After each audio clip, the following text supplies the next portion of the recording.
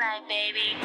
What's going on, my people? Welcome to another episode 2 to be correct, of Moonlyte Talks. And before I get started in today's podcast, I wanted to shout out everyone that listened to episode 1, everyone that took time out to leave comments, to share it, to share your opinions in the comment section. Some really good thought-provoking comments some people left as well. So I just want to say a massive thank you. That show, episode 1, was called Should Women Date Broke Men?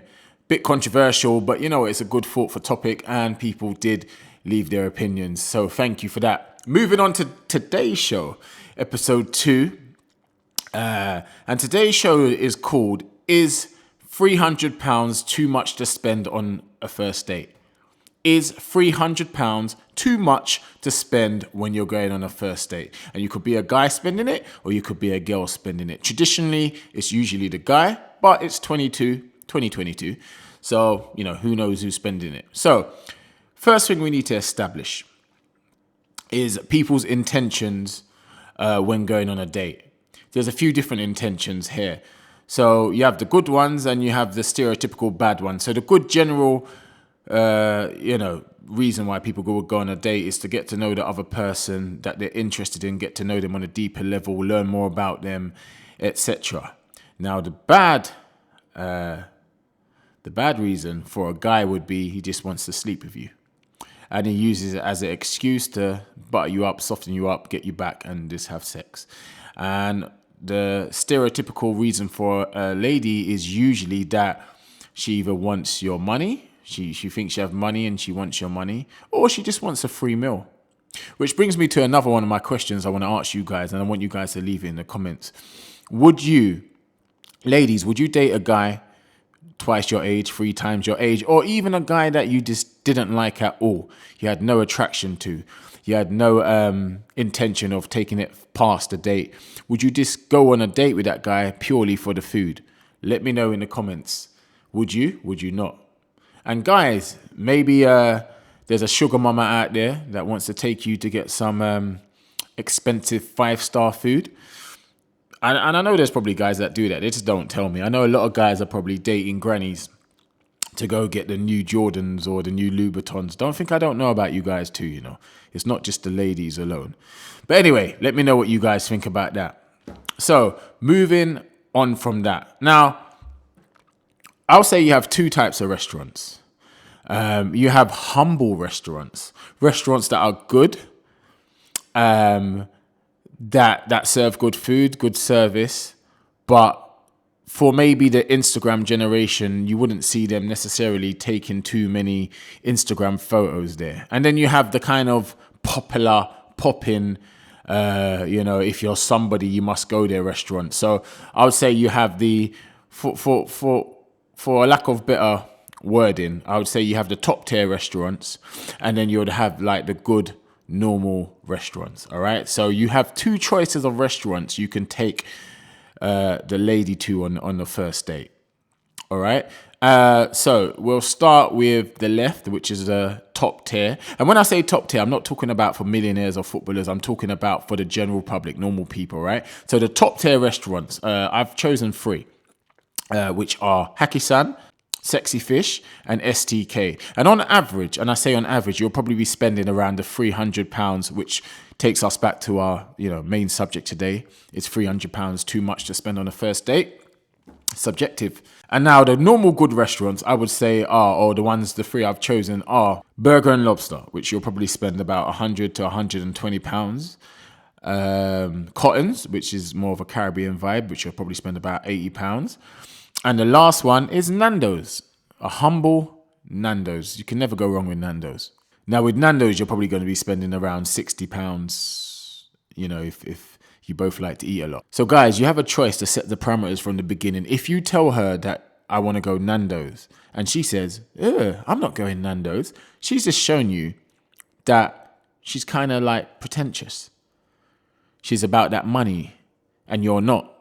So then you're mismatched. You're not, the compatibility is not really there from the beginning. So that's up to you now to say to her, well, I like Nandos.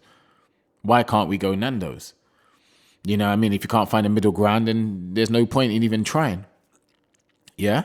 Unless you're trying to just sleep with her, then that's a whole different kettle of fish in itself. But at the same time, guys, if you've got an Instagram which is showing a lifestyle of the rich and famous, you're popping bottles, you're on holidays, you're on islands, you're wearing all the designers and that, then don't be surprised when your advertisement is answered by a girl who sees that as a good advertisement. What I mean is when a girl sees you putting all that out there into the atmosphere, you're going to attract a certain girl. Some girls don't like that flashy stuff, so they won't be attracted. So sometimes, guys, you've really got yourself to blame for that as well. So then you end up in one of those 300, 400 pound restaurants and you don't really have the money, but you've got to kind of keep up this persona, which generally means that you've started off on a fake path, which means you've got to keep up this fake path, which means the whole thing's just messed up from the beginning. So anyway, moving past that. So you're in the restaurant now. You've messaged the girl. You've agreed to a restaurant. I don't know which one it could be from the top tier or the good restaurants. It's up to you. So now we're going to move on to things to talk about and things not to talk about on the first date. So starting off with things to talk about. If I was on a first date, as me, I would want to know about her hobbies, her life interest, her family relationships.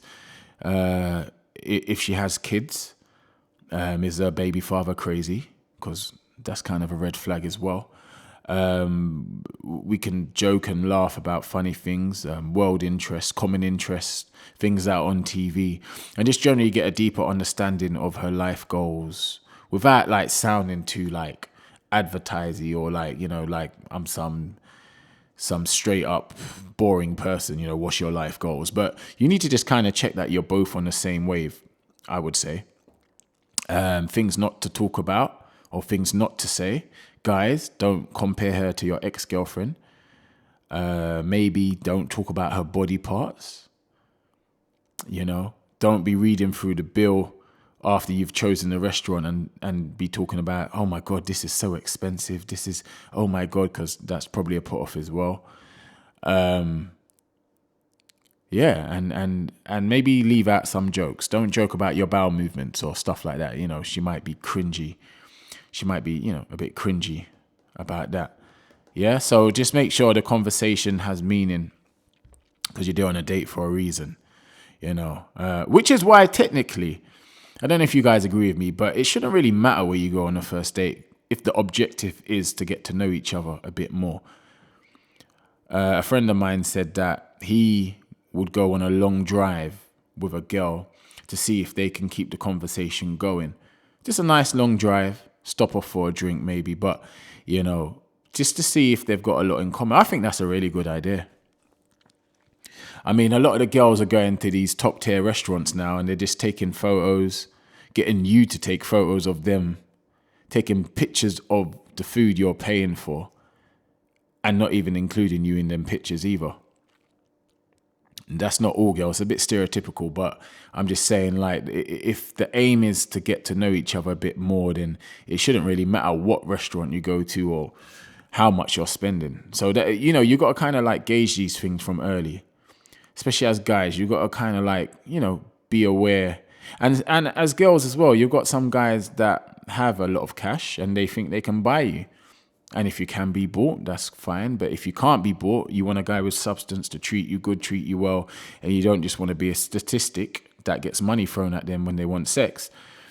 Then, you might just have to look deeper, into guys as well. And the final thing, one last thing I want to talk about is getting physical on your first date. Getting physical. There's two sides to this pendulum.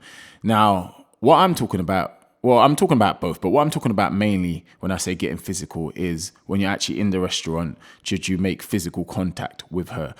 There's no right or wrong answer to this. All I'd say is, guys, just make sure you kind of lead off of her vibe. If she, maybe even let her make the first move in terms of maybe holding hands or, you don't want to be too touchy, too creepy, because that will creep the shit out of girls if you're just touching her for no reason, and that's definitely a red flag. Just feel the vibe, feel what's going on. And with regards to the other sort of physical, which is going to your house or to a hotel after the restaurant and just having some hardcore sex. Again, that's subjective. If you want to do that, do that. If you don't want to do it, don't do it. But a question I have for you guys is, I'm going to ask the guys first. If a girl sleeps with you on the first date, if a girl sleeps with you on the first date, then does that make her any less of a wife material girl? Would that change your mind or change the way you see her if you intended to wife her? That's if she slept with you on the first date. And girls, if a guy was kind of pushing for sex or even slept with you on the first date, would that mean that you're not really interested in a long-term relationship with the guy because you slept with him on the first date? Again, I know people that have slept with each other on the first date and they've been in a 10-year relationship with kids. Perfect.